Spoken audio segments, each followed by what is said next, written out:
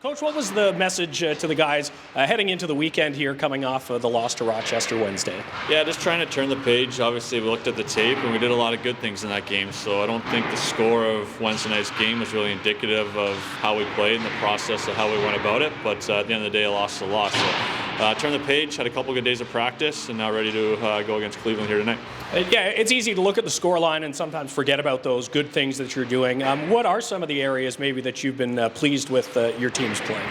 Well, we generate a lot of ozone time, which is an area that we struggle with kind of over the course of the season. So we put up a lot of shots. We generated some good chances. Now we have to capitalize on those chances, and then just eliminating those breakdowns that we have over the course of a game and just sticking with it as put forth more of a 60-minute effort and not have as many kind of those 5, 10, 15-second mental lapses that have been costing us. I wanted to key in on a couple of players. First, Mark Duarte, I think, is on game 15 of his PTO here and playing a lot of minutes and in a lot of different situations. How impressive is it to see a guy on a PTO like that kind of lock into the details and be able to do those little things right? Yeah, Dewey's been great. Known Dewey for a long time, and he brings it every day. You know, he works. Like you said, he does the little things well.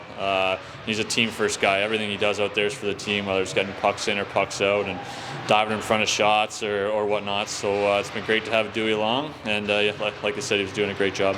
Another former junior Bulldog, Tomas Hamara, in his first full pro season here. With all the talk about Yak and his development, what have you seen from Hammy and how he's kind of coming along? Yeah, along the same lines. You know, it's tough being a defenseman in this league, let alone a 21-year-old defenseman in your first league. So there's a lot of learning curves along the way, but he's been adjusting well. You know, when he has the puck on his stick, he's capable of doing good things with it. He can break pucks out. He can get pucks to the net.